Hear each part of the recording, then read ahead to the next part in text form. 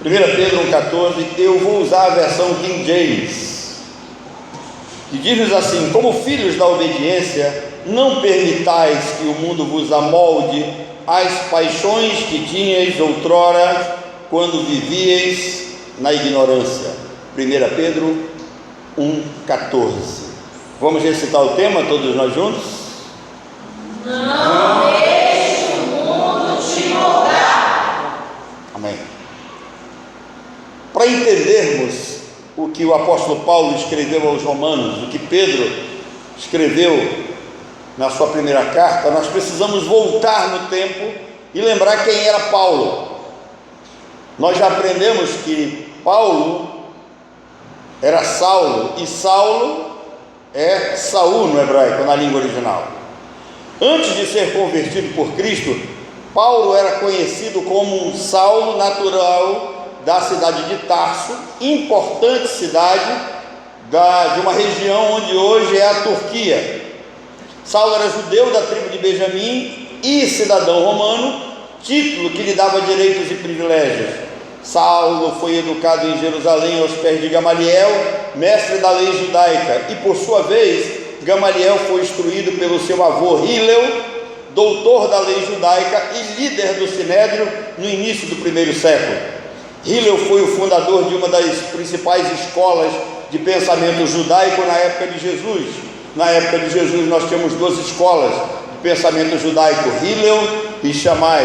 A escola de Hillel era conhecida por interpretações mais brandas e flexíveis da lei judaica. Em Mateus 19, Jesus foi testado mediante uma ideia que essa escola acabava ensinando. Perguntaram para Jesus se era lícito permitir o divórcio por qualquer motivo, porque a escola de Hillel era uma escola mais aberta, eu diria, mais progressista, mais maleável.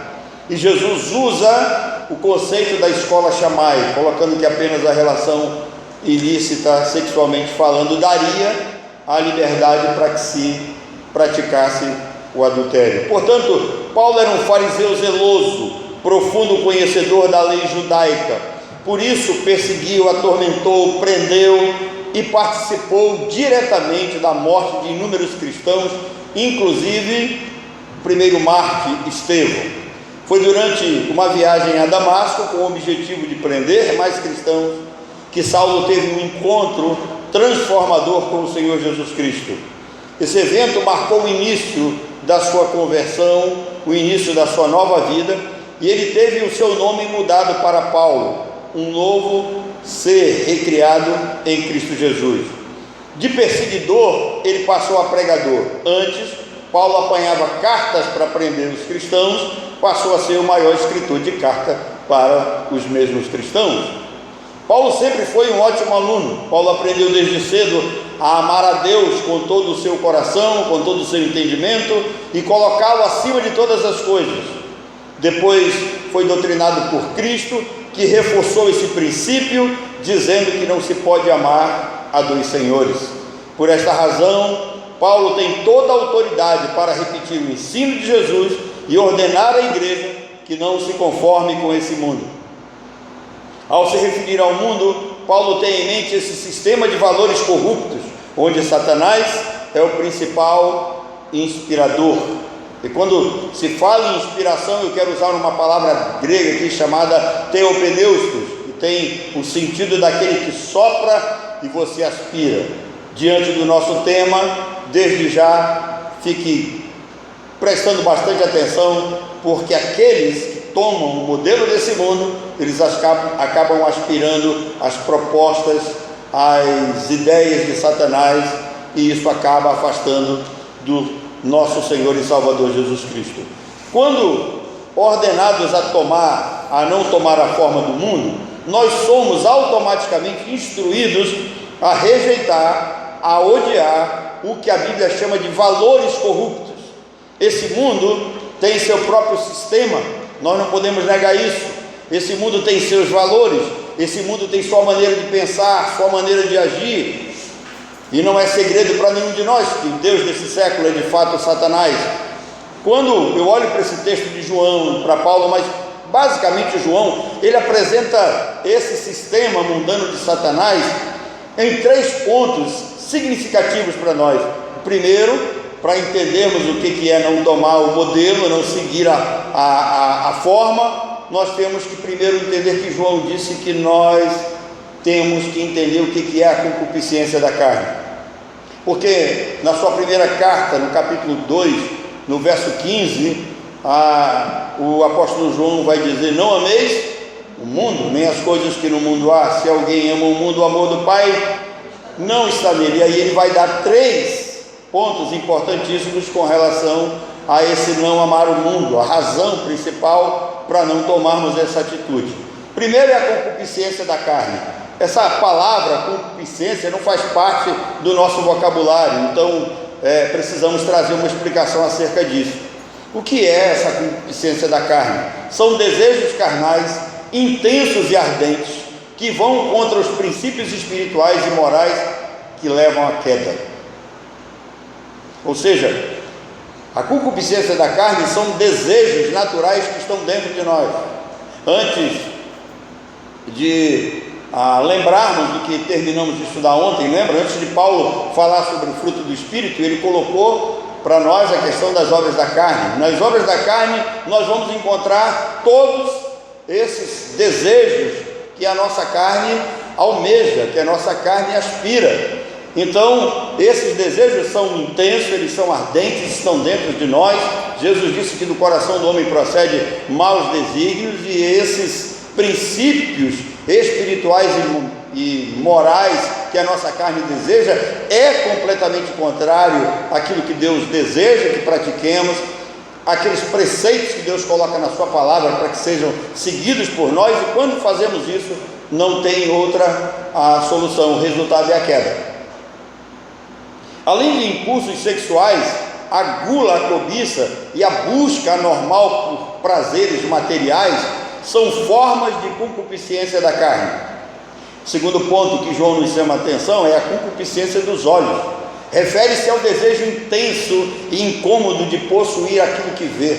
Se você é tentado por aquilo que vê, entenda, é a concupiscência dos seus olhos que está trazendo isso para você, que está chamando a sua atenção, você está sendo tentado por aquilo que está vendo. No contexto bíblico, é a tentação de querer aquilo que não lhe pertence, como atração por riquezas, poder, fama, objetos e até pessoas. Terceiro ponto que João nos chama a atenção é a questão da soberba da vida. O que é a soberba da vida? A soberba da vida é o sentimento de orgulho excessivo, aquela arrogância em relação à própria vida. O soberbo, ele possui uma visão distorcida de si mesmo, onde a pessoa se considera superior e melhor que os outros. Eu sempre digo para vocês, nós temos que entender o que foi que Cristo fez na cruz por nós. E o mesmo sangue derramado na cruz por você foi o mesmo derramado por mim, pelo pastor Edson, pelo pastor Altino. Nós não somos melhores do que ninguém, não podemos pensar dessa forma. Então o soberbo, ele tende a desprezar os outros, até mesmo a se colocar acima da vontade de Deus. Portanto, todo pecado imaginável pode ser resumido nesses 3 males que compõem o sistema mundano dominado pelo diabo. E quando Paulo diz, olha, não se conformem com esse mundo, não tomem a forma, como disse Pedro, desse mundo, porque esse mundo, de fato, ele tem esses 3 pontos, fazem parte da natureza pecaminosa herdada de Adão. Mas se esse tema ele é real na vida de todos nós, se a intenção é refletir sobre esse tema, eu estou falando para pessoas que já nasceram de novo. E pessoas que nasceram de novo, a qual João também se refere, a máxima é: não deixe que o mundo molde você, e você também tem a responsabilidade de não tomar a forma desse mundo. Jesus, Paulo, Pedro e João, todos eles falaram a mesma coisa. Eles nos ordenam a não tomar a forma, não nos conformarmos, mas odiar e lutar contra esse sistema.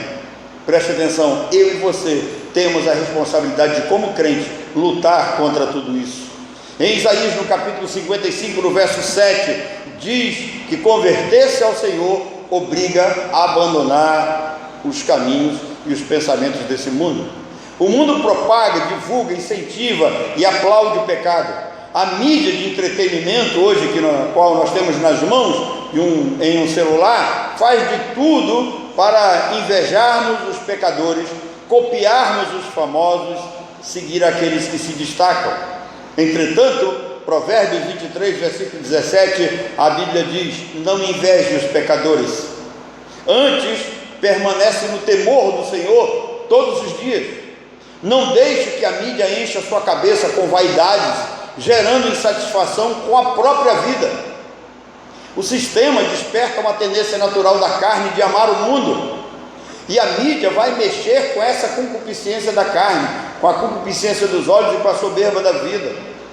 Você vai ser tentado por aquilo que vai ouvir, você vai ser tentado por aquilo que vê, vai despertar dentro de você todas aquelas obras da carne que deveriam estar quietinhas no lugar dela. O velho homem vai aflorar. Então, nós devemos buscar em primeiro lugar o reino de Deus e a sua justiça sempre nas nossas vidas. Ninguém pode amar e servir a dois senhores, isso é fato. É impossível dedicar-se a Deus e ao mundo, e ao mesmo tempo a ordem é: pare de amar o mundo. Esse sistema de pensamento, esse sistema filosófico que é contra Deus, ele destrói a nossa santidade, entristece o Espírito Santo e fortifica ainda mais esse sistema mundano. Todas as vezes que você, como crente, cai, se afasta, vira as costas para Deus e para o povo de Deus, você está fortificando esse sistema do mundo, você está sendo moldado por ele. Satanás está batendo palma, rindo da sua cara, tirou proveito de você, venceu, e você está servindo a ele, virou as costas para Deus. Certamente você não vai ser feliz.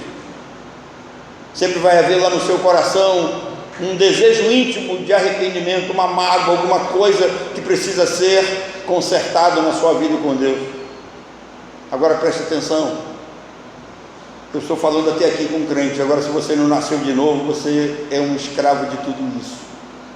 Somente uma pessoa pode libertar, que é o Senhor Jesus Cristo.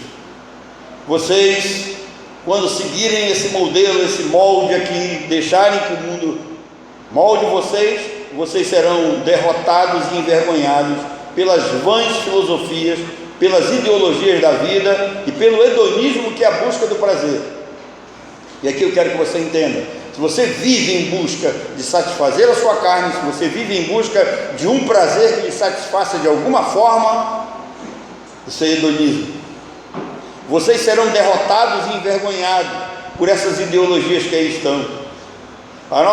A igreja cristã, ela foi invadida por essas ideologias. Nós temos uma igreja hoje de hedonista mística, a esotérica.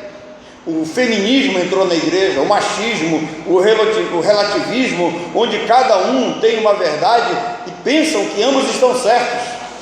Paulo mostra que as práticas que estão adentrando a igreja hoje em dia não é novidade para ninguém. Se o apóstolo Paulo traz essa advertência com relação ao modelo que estavam seguindo em direção ao mundo, é porque a igreja daquela época já tinha problemas. Quando Paulo fala sobre esse tema para nós, ele tem em mente o gnosticismo. Talvez a maior dificuldade do teólogo é entender o que o escritor, inspirado pelo Espírito Santo, tinha em mente. Mas aqui, olhando para a história e conhecendo aquele período, Paulo, ele está de posse do gnosticismo. A sua mente estava pensando nisso. O gnosticismo entrou na igreja e, de modo muito piedoso, as pessoas mostrando religiosidade, com aparência de verdade, bons ensinos, corromperam a verdade básica das Escrituras, aquele evangelho puro e simples. Da mesma forma, hoje nós vemos o religioso esclarecido. Nós temos nas redes sociais aí gente ensinando de todo jeito, e gente que pensa que é esclarecido. Então nós temos hoje o religioso esclarecido, o politicamente correto, aquele que perverte os princípios bíblicos. E o amor ensinado e praticado pelo mundo hoje é aceito de todas as formas, entra nas nossas igrejas. É comum hoje nós nos curvarmos a todo e qualquer ensino que traz Deus como pano de fundo. A igreja evangélica brasileira tem, infelizmente, essa característica. Às vezes eu escrevo na minha página no Facebook alguns artigos contra as doutrinas da Universal, da Internacional da Graça e essas outras seitas neopentecostais. As curtidas são pouquíssimas, mas quando eu faço contra a Igreja Católica, é bomba, todo mundo curte. Por quê? Porque nós temos a ideia de que falou de Deus, tem uma placa de evangélica, nós respeitamos. Queridos, o apóstolo Paulo, escrevendo aos Gálatas, ele diz que até mesmo um anjo que vindo do céu, que pregue outro evangelho, seja considerado maldito. Então, o homem, ele precisa entender o que a filosofia do mundo está apresentando para ele. Hoje em dia, nós temos homem que não é homem e mulher que não é mulher, infelizmente. Pais que ensinam seus filhos a não se identificarem com o sexo biológico, e a palavra é: olha, não amem esse mundo jaz no maligno. Quem satisfaz as obras da sua carne é filho do diabo. Infelizmente não tem outra maneira de entender isso. Deus odeia esse novo normal que nós estamos vivendo, e o gnosticismo ele se desenvolveu principalmente nos séculos 2 e 3 da era cristã. Mas ele já fazia estragos na igreja na época de Paulo, já apresentava uma má influência, e Paulo ensina os crentes a não serem enganados. O objetivo dele é esse: não sejam enganados. Os pseudos crentes gnósticos, preste atenção, o gnosticismo entrou na igreja, enganou alguns crentes que começaram a praticar esses ensinos superficiais do gnosticismo, e o gnosticismo entrou na igreja, e os crentes se envolveram com isso e entenderam que eles tinham aquilo que o gnosticismo chama de gnose. E o que é a gnose? É uma espécie de conhecimento secreto especial que superava os demais. O crente gnóstico se achava melhor que os outros, superior em termos de conhecimento, e eles achavam que esse conhecimento os diferenciava dos crentes comuns. E Paulo, também João, escreve para colocar um ponto final nisso. Ele diz: olha, preste atenção, veja que ninguém vos engane, a filosofia está entrando, vocês estão sendo levados por ela. Eles viam, os gnósticos viam o mundo material como mal e o mundo espiritual como bom, uma visão contrária à doutrina cristã tradicional. Escrevendo aos Coríntios, Paulo proibiu que os casais se negassem um ao outro, e que a mulher e marido cumprissem com as suas obrigações. O texto ali é bem claro: o marido não tem poder sobre o próprio corpo, e sim a mulher, e vice-versa. Agora, por que isso estava acontecendo? Por que Paulo escreve 1 Coríntios capítulo 7 inteiro para tratar de problemas conjugais? Porque o gnosticismo levou os casais da igreja de Corinto a pensarem que o sexo era ruim e que a prática do sexo impedia a santidade na vida cristã. E Paulo, eles viam essas relações físicas como prejudiciais à fé cristã, e Paulo vai lá e corrige isso. Paulo coloca um ponto final nessa ideia. Por quê? Porque os casais estavam deixando a intimidade de lado, porque os gnósticos afirmavam que a união íntima impedia a ação do Espírito na vida do crente. Isso era um absurdo.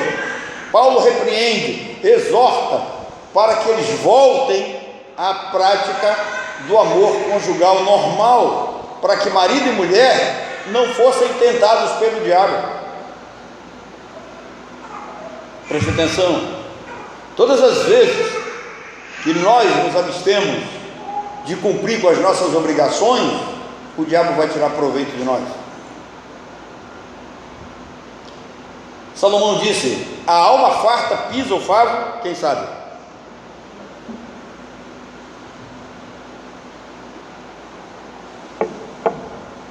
A alma farta pisa o favo de mel, mas para o faminto até o amargo é doce. Ou seja, seres humanos, crentes, que não estão satisfeitos com a vida conjugal e com aquilo que recebem, Satanás vai tirar proveito deles, e eles estão numa situação de desespero, de queda. Além disso, os gnósticos, eles tinham uma interpretação particular das Escrituras, misturando a sã doutrina com filosofias e a religião pagã.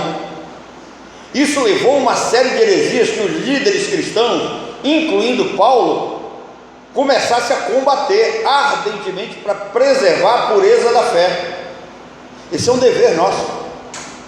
Muitas vezes a mensagem é dura, nós não aceitamos, ninguém gosta de ser corrigido, mas o princípio é esse.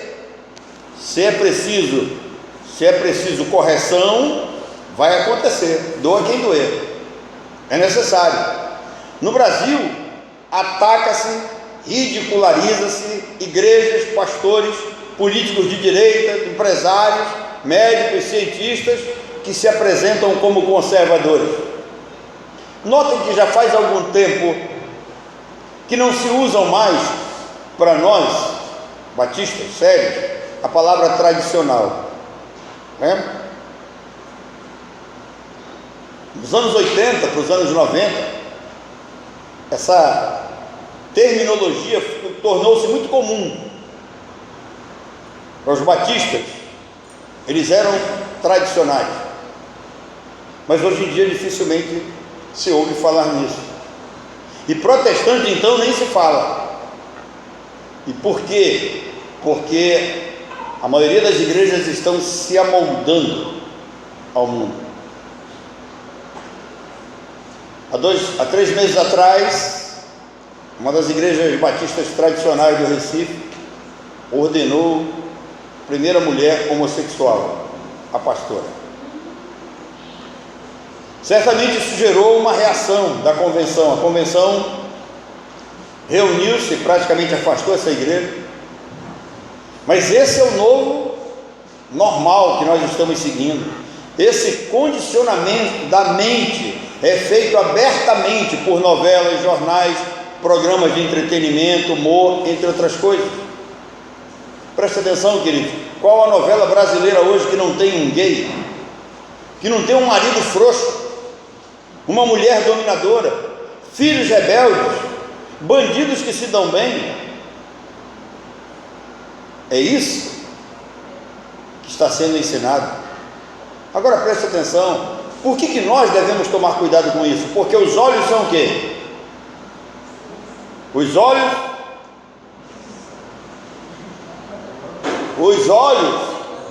são a lâmpada do corpo. Bênção. Que entra aqui, tem um adágio popular que é muito antigo, que os olhos não veem, mas o que os olhos veem, o coração sente. Cuidado, olhinho que vê. Cuidado. Todos os dias, mentes de pais, filhos e netos são inspirados por novelas, por programas, por filmes que sopram essas aberrações. Qual é o problema com tudo isso? Nenhum. Desde que você não seja moldado, que você não seja envolvido. O grande problema é que geralmente nós começamos a receber alguma coisa e começamos a pensar, e daqui a pouco estamos praticando o mínimo possível. Irmãos, quando Paulo escreve aos Colossenses, no capítulo 2, ele chama a atenção para que a igreja tenha cuidado com a mente condicionada. Para Paulo, ele olhava para as pessoas e estavam vendo que o mundo estava moldando a mente dos crentes, e ele visava proteger a igreja de falácias, falsas doutrinas, conceitos imorais, coisas que minam a fé cristã e pervertem a doutrina bíblica sadia. A igreja sempre esteve sob os ataques das portas do inferno, que perturbam, desviam os crentes, tiram a paz. Na carta aos Colossenses, Paulo fala das tradições dos homens, que faz parte dos rudimentos do mundo. Esse mundo que nós estamos combatendo aqui, que esse mundo que molda a mente, condiciona o pensamento, faz com que o ser humano siga estas questões que são contrárias a Cristo. Nós somos desafiados a cada dia conhecer mais o Senhor e Salvador Jesus Cristo. Somos ordenados a crescer na graça e no conhecimento de Cristo. Mas infelizmente parece que alguns crentes têm o desejo de crescer olhando as novelas da Record. Vocês não imaginam a quantidade de perguntas que eu recebo durante a semana por causa dessas novelas, desses filmes. E os caras ainda colocam lá embaixo: isso aqui é uma obra de ficção. Se é uma obra de ficção, ele não teve o menor cuidado de pesquisar na Bíblia. Inventa-se nomes, cria-se doutrinas particulares, passa-se por cima de certas verdades. O faraó da Record não morre na travessia do Mar Vermelho. O da minha Bíblia morre. E olha que eu confio nela, né, mesmo? Me acompanha há muitos anos. Então, quem não conhece a Cristo, a sã doutrina bíblica, torna-se refém dessas ideologias. O exemplo é a consciência de classe. Hoje se trabalha muito a questão da consciência de classe. E essa consciência de classe induz a sociedade a defender os interesses de uma classe acima dos interesses individuais. Todas as vezes que eu escrevo qualquer artigo e que eu tento publicar falando contra o homossexualismo, vem sempre uma advertência. Todas as vezes que eu posto um vídeo no YouTube, além de processar, tem uma verificação para saber se tem alguma coisa errada. Eu já tive vídeo retirado do YouTube porque eu falei sobre vacinas. Eu não sei por que eles não tiraram um sermão que eu preguei intitulado "Por que eu não fechei a igreja na época da pandemia?". E na época da pandemia nós fomos ordenados a fechar a igreja. Irmãos, eu conheço igrejas que não reabriram mais. Eu conheço crentes que estão afastados da igreja até hoje. A igreja cristã verdadeira nunca foi fechada, nem na Segunda Guerra Mundial. Nós já tivemos epidemia no mundo pior do que a Covid. Você já ouviu falar na peste negra? Faça uma pesquisa sobre a peste negra para você ver. As pessoas morriam aos montes, nem por isso a igreja foi fechada. Por quê? Porque as pessoas olhavam para a igreja como um refúgio. Na Segunda Guerra Mundial, as igrejas ficavam abertas o dia todo, onde as mulheres entravam para orar pelos seus maridos, os filhos entravam para orar por seus pais que estavam na guerra, pedindo a Deus que Deus os guardasse para que eles voltassem para casa. Esse conceito de luta de classe vem do marxismo cultural, que primeiro divide as sociedades em classes, depois joga uns contra os outros, e depois induz o indivíduo a defender os interesses de uma classe acima dos seus próprios interesses. Eu costumo dizer, e aqui eu sei que o meu amigo pastor Rosivaldo, ele sempre assiste os vídeos, de vez em quando eu falo essa coisa e eu cito essa expressão e ele escreve embaixo, eu não. E eu costumo dizer que se você cursou uma faculdade nos últimos 20 anos, você deve ter algum viés de esquerda. Infelizmente. Vocês prestaram atenção, não sei se chegou até aqui, mas o linchamento que o jogador Maurício, o jogador de vôlei da seleção brasileira, sofreu. Ele foi obrigado a abandonar o vôlei. Hoje ele tornou-se um deputado federal, mas ele foi obrigado a abandonar o vôlei porque ele fez uma crítica ao filho bissexual do Super-Homem. Porque nós crescemos vendo os filmes do Super-Homem, e o Super-Homem ele era de fato super-homem.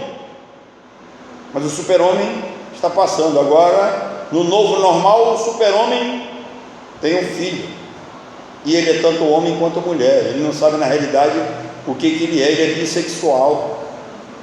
Os ataques são para que a sociedade veja a opinião conservadora, cristã, olhe para a igreja como algo errado, como algo perigoso à sociedade. Para o mundo, os crentes são homofóbicos, discriminadores, seres desprezíveis e que merecem ser exterminados, mortos. E aos poucos a sociedade vai aceitando as ideologias como normais, mas a igreja de Cristo não deve se amoldar, não deve ser cúmplice nas obras infrutíferas das trevas. Na igreja nós somos obrigados constantemente a refutar ideologias contrárias à palavra de Deus. No âmbito do cristianismo nós temos ideologias contrárias a própria fé cristã, praticadas por igrejas que usam placas de evangélicos. Por exemplo, a ideologia adventista da guarda do sábado, do juízo investigatório, que praticamente destroem a obra de Cristo. E para quem não sabe o que é o juízo investigatório, os adventistas marcaram a volta de Jesus para 1844. Cristo não voltou. Aí eles inventaram uma mentira: não, Cristo não voltou à terra, entrou nos santos dos santos, e agora ele está lá de 1844 para cá, olhando, verificando a vida das pessoas, vendo se não tem nenhum pecado perdoado lá. O sangue de Cristo não é suficiente para perdoar, e esses pecados que não foram expiados na cruz, ele está fazendo expiação lá em cima. Que absurdo! Eu não conheço nenhum texto que possa basear isso aí. Mas tem gente que aceita os adventistas como crentes. Os testemunhos de Jeová, que afirmam que Cristo não é Deus e que o Espírito Santo é apenas uma força. Então isso dá trabalho para a gente tirar da mente das pessoas. Acreditar na verdade leva tempo. Dar crédito à mentira de uma hora para outra. Pense na ideologia pentecostal da perda da salvação, da segunda bênção, que traz a ideia embutida da doutrina do Espírito Santo de que há uma segunda bênção. No âmbito da política, nós temos que nos posicionar contra o que Paulo chama de espírito do anticristo. Pela primeira vez na história do Brasil, a família, a igreja, os princípios morais e cristãos estão realmente ameaçados. A igreja está ameaçada. Você tem um celular nas mãos, você tem internet, com certeza. Digite lá a igreja sendo destruída na Europa, para você prestar atenção. Diz os historiadores que o Canadá já foi quase que 90%, acima de 80% cristão. Não tem 5% de crentes lá hoje. Então, olhe para nós, o que está acontecendo no nosso meio. O primeiro passo para proibir cultos, reuniões, leitura bíblica, é acabando com a liberdade de expressão. E essa liberdade é o que está sendo mais atacada hoje. E isso exige uma resposta nas urnas. Nós temos que trazer uma reação contra os ataques a Deus, a família e a igreja. Então eu quero fazer um pedido aqui: não votem por emoção, votem pela razão. Procurem saber o que os candidatos defendem. Eu não estou falando de termos municipais, estou falando de termos a princípio federais. Todos nós aqui votamos para deputados estaduais e para deputados federais. Procure conhecer o que esse homem pensa, o que ele tem em mente, o que ele acha acerca da igreja, como ele se comporta, porque em período de eleição até comunista vai pedir a bênção de Deus. Então fique atento. Todas essas ideologias de esquerda, elas são inimigas declaradas da fé cristã. Se não, vejamos aborto indiscriminado como argumento que é um direito da mulher. Criou-se uma frase aqui no Brasil, que é onde se diz assim: meu corpo, minhas regras. E a criança? Onde é que fica? Crianças estão sendo assassinadas de forma brutal. Nem em animais se aplica a forma de morte como está sendo aplicada nas crianças hoje. A criança não tem direito à vida? Seu filho não é um monstro, como disse recentemente um presidente aí. Eu não quero citar nome, mas é o seu presidente. Ele dirige o Brasil. Ele disse que as crianças que são geradas de um estupro são monstros. O que está acontecendo? Como nós estamos sendo levados a isso? Por que nós não protestamos mais? Por que aceitamos tudo isso calado? Olha a ideologia de gênero. Você já ouviu falar em ideologia de gênero?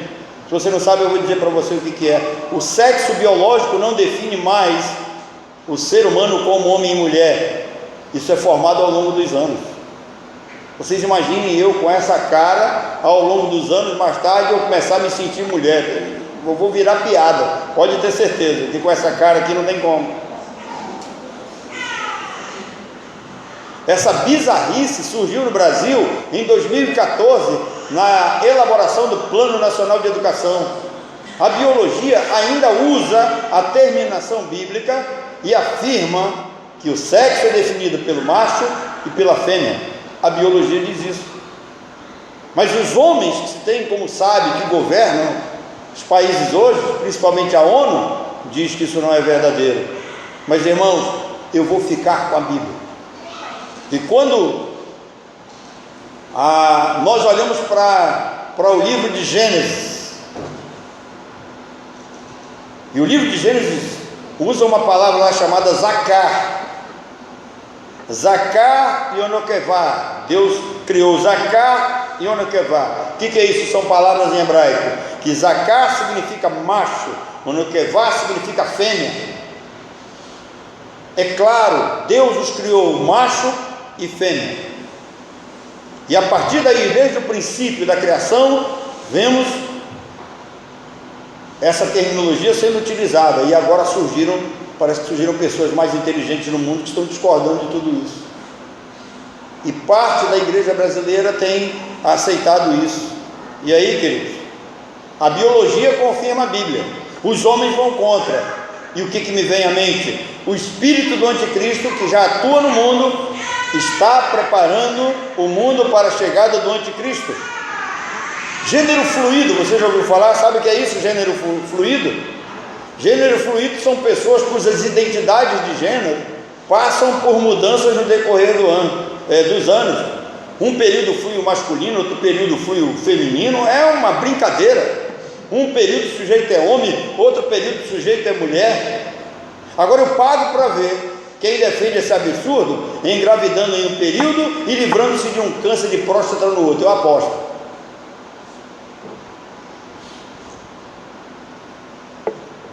Vejam o perigo que estão correndo nossos filhos e netos.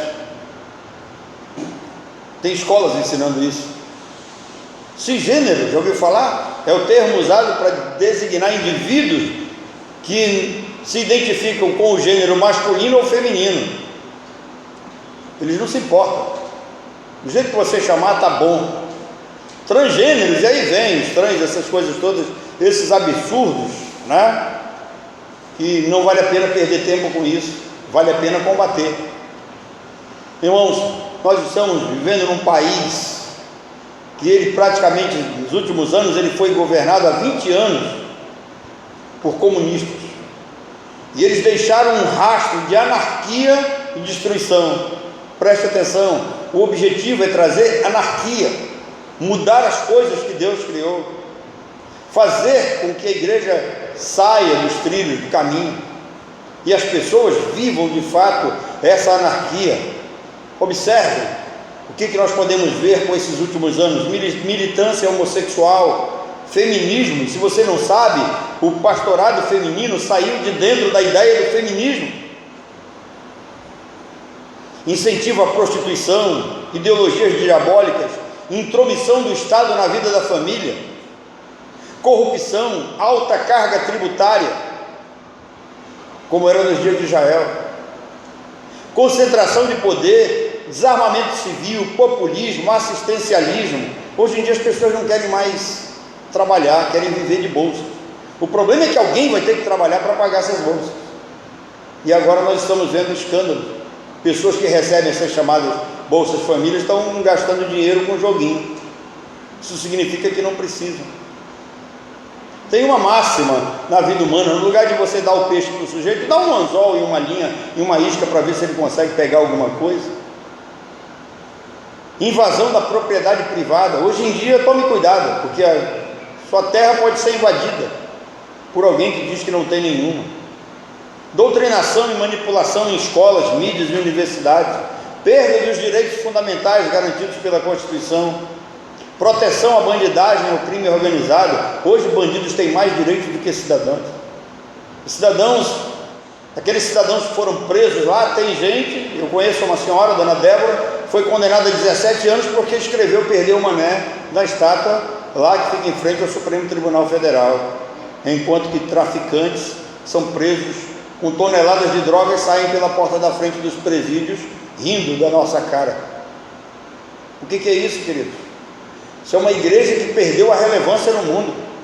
São pastores que perderam o respeito, que não tem mais moral, que não tem mais autoridade na palavra. Ninguém mais acredita em nós. O mundo está tomando conta, está moldando tudo isso. Tudo isso aqui faz parte desse sistema. E tem mais: liberação das drogas, escravização do cidadão de bem, que trabalha com seus impostos para sustentar os vagabundos que aí estão. Paulo diz: olha, que nós precisamos ser sóbrios e sensatos. Igreja, sejam sóbrios, sejam sensatos. Saibam que o período que a igreja mais cresceu no Brasil, e aqui estão dois que têm praticamente a minha idade, sabe disso, foi no governo militar.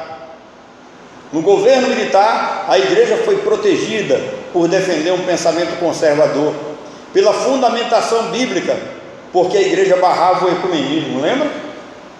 Que nós não, na nossa época de jovens, de todas as formas, as igrejas queriam trabalhar juntas, e entrava católico, espírita, todo mundo no meio. Isso era ecumenismo. E o ecumenismo sempre esteve associado ao comunismo, e o governo militar trabalhava contra. Por isso eles protegiam a igreja, por isso eles guardavam os crentes, porque eles sabiam que a igreja ensinava e lutava contra o ódio, contra o aborto, contra as drogas, contra a prostituição, contra o homossexualismo, contra a anarquia. Quando Cristo nos deu vida, nós estávamos mortos nos nossos delitos e pecados. Nós andávamos segundo a carne, segundo o curso desse mundo, segundo Satanás. Mas Deus, que é rico em misericórdia, nos regenerou para uma viva esperança, mediante a ressurreição de Jesus Cristo dentre os mortos. Pedro diz que foi para uma herança incorruptível, sem mácula, imarcessível, reservada nos céus para vós outros que sois guardados pelo poder de Deus. Pedro diz: alegrem-se nisso, ainda que seja necessário que vocês sofram por causa da fé de vocês. Pedro vai mais longe e diz: se você vai sofrer, é melhor você sofrer praticando a verdade, defendendo o que é correto, defendendo a sua fé. Alegrem-se, a fé de vocês está sendo provada para mostrar que vocês são de fato valorosos para o mundo, e que para o mundo vocês são filhos de Deus. Quando eu olho toda essa filosofia que tem se desenvolvida aí, eu lembro de Marx. Quem cursou faculdade é praticamente obrigatório estudar Marx. Marx diz que a religião dá a pessoas felicidades artificiais. Marx diz que a felicidade que a religião dá, que os crentes têm, é ilusória. Como ele pode afirmar tal coisa se ele nunca foi convertido? Se ele nunca teve o Espírito Santo de Deus pulsando dentro dele? Se ele nunca teve a grandeza de contemplar a obra de Cristo? Se ele nunca fixou os olhos no autor e consumador da nossa fé, que é Cristo? Isso é pura arrogância. Quando Marx olha para a igreja, ele diz que nós somos religiosos alucinados, e diz que a religião age nas pessoas como uma droga. Marx queria libertar os religiosos daquilo que ele achava ilusório e irreal. Ele dizia que a religião era uma ilusão, que Cristo era irreal, não era verdadeiro.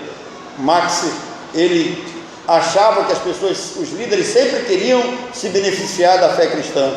Socialistas e comunistas se ofendem, irmãos, com a alegria de ser salvo, com o prazer da comunhão entre os irmãos.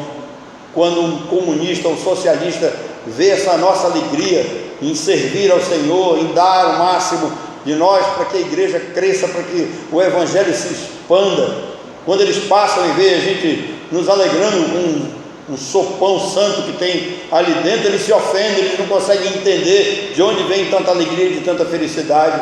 Eles nunca entenderam que a nossa felicidade vem do interior, ela não é exterior, ela não é externa, ela não é artificial.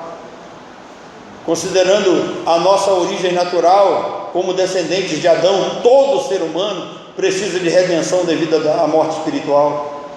É comum todos nós citarmos o texto que todos pecaram e carecem da glória de Deus. O que a Bíblia está dizendo é que a redenção vem por Cristo e não pela política social. Não creia no seu político. A qualquer momento ele pode trair você. Cumpra sua obrigação de cidadão, respeite, faça o seu melhor, mas não se esqueça, a redenção real da humanidade só pode vir por Jesus de Nazaré. Quais são os benefícios da redenção em Cristo? Lembre-se quem você era. Por que você não pode deixar que o mundo volte a modelar você? Porque você já foi lavado e regenerado em Cristo. Quais são os benefícios disso? Irmãos, entenda isso. O crente tem aquilo que o mundo não tem. O crente tem vida eterna. O crente teve perdão dos seus pecados. O crente teve justificação e justiça para a sua vida. O crente foi resgatado da maldição do pecado. O crente foi adotado na família de Deus. O crente tem imunidade à escravidão do pecado.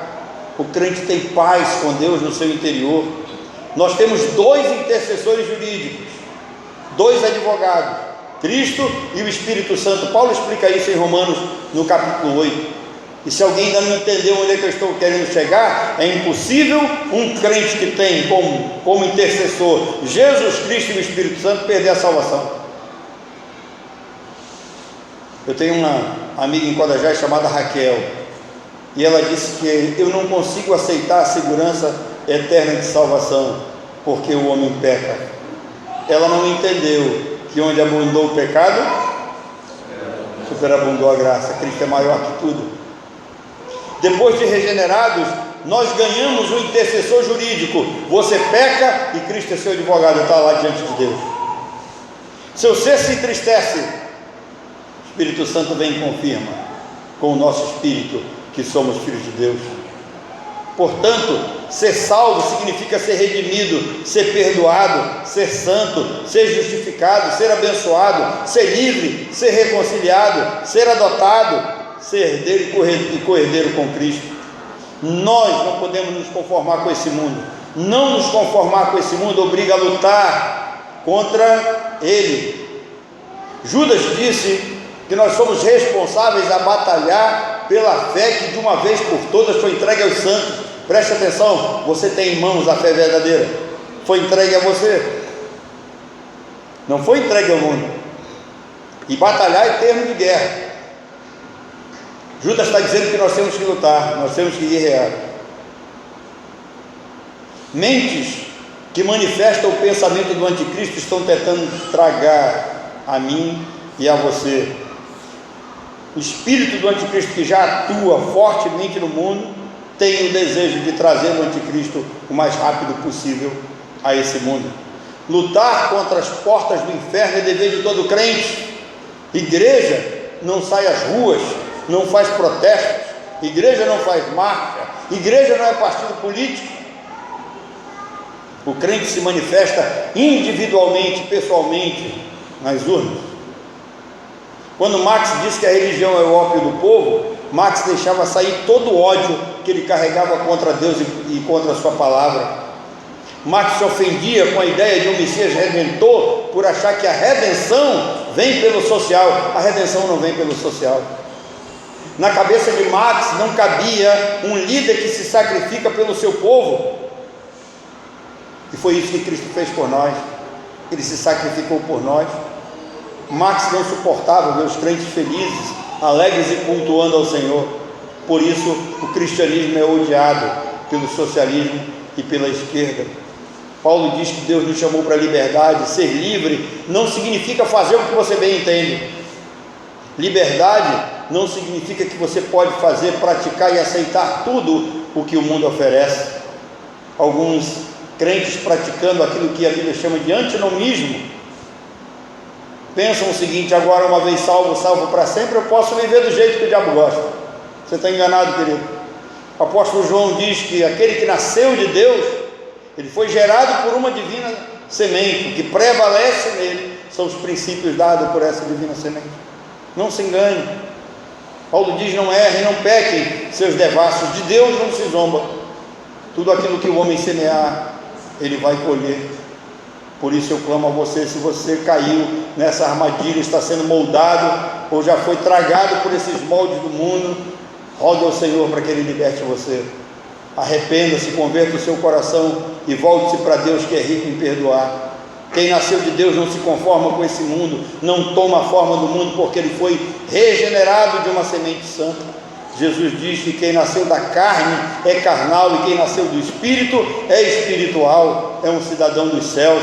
Quem se conforma com esse mundo ainda não nasceu de novo, não é nova criatura, a divina semente não produz fruto nele. E tudo aquilo que vimos durante essa semana não faz sentido para ele, só faz sentido para quem nasceu de novo. Por isso você, a partir de agora, tem a responsabilidade de praticar aquilo que eu ensinei até ontem. Se por um lado você se alegra com a minha presença aqui, eu também me alegro por estar no meio de vocês. Vocês não imaginam o que eu vim trazer para vocês, porque a partir de agora vocês não têm mais desculpa de dizer que não sabem o que vocês devem praticar e como devem viver, porque vocês sabem, e nós temos o dever de viver e praticar tudo isso.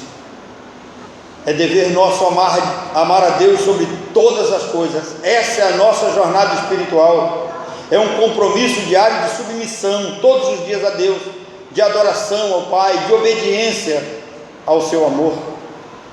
E quando Paulo diz lá que nada poderá separar-nos do amor de Deus que está em Cristo Jesus, essa palavra tem uma via de mão dupla.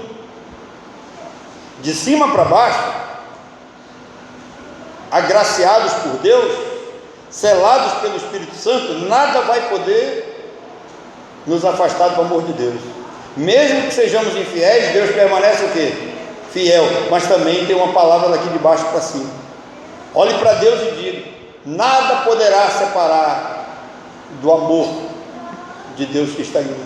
Nada poderá separar a mim e ao Senhor, o amor que eu sinto do Senhor. O amor ao mundo não pode superar o amor que nós sentimos por Deus. Esse amor, ele transforma e nos liberta das armadilhas do diabo. Esse amor nos fortalece contra o modelo do mundo. Esse amor nos conduz a uma vida com propósito, plena de vitória, alinhada à vontade de Deus. Eu quero terminar pedindo para você pensar comigo o seguinte: que legado você deixará na história? Nós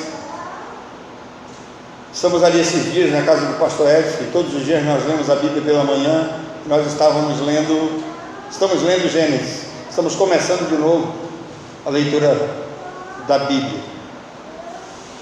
E hoje, impossível, eles estão lendo e a minha cabeça está trabalhando, eu estou pensando. E eu estava pensando justamente nisso aqui, nesse momento, e eu não colocaria isso no sermão. Eu estou colocando esse acréscimo por causa de hoje de manhã.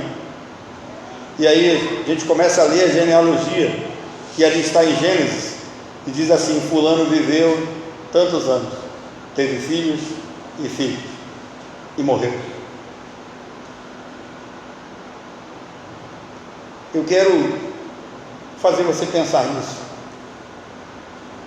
Que legado você vai deixar para os seus filhos? Eu quero que pensem de Aldenir da seguinte forma: Aldenir Santos viveu 70 anos, gerou Aldenir Souza dos Santos, Débora Souza dos Santos, e morreu em Cristo. Não é morreu como os demais, é morreu em Cristo. O meu desejo é que todos aqueles que eu conheço, todos aqueles aos quais eu preguei, o meu desejo é que você morra em Cristo. E por que eu desejo que você morra em Cristo? Porque Cristo é a garantia de que você venceu o mundo. Morrer em Cristo é a garantia de que você não foi moldado por esse mundo. Morrer em Cristo significa que um dia você ressuscitará com Cristo para a glória eterna, e o mundo não tem domínio sobre você.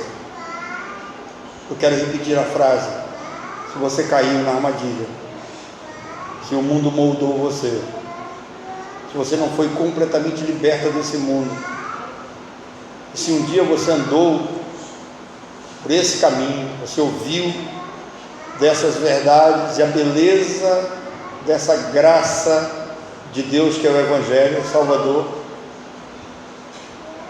e você se afastou, você caiu de alguma forma, significa que você foi vítima do mundo, o mundo moldou você.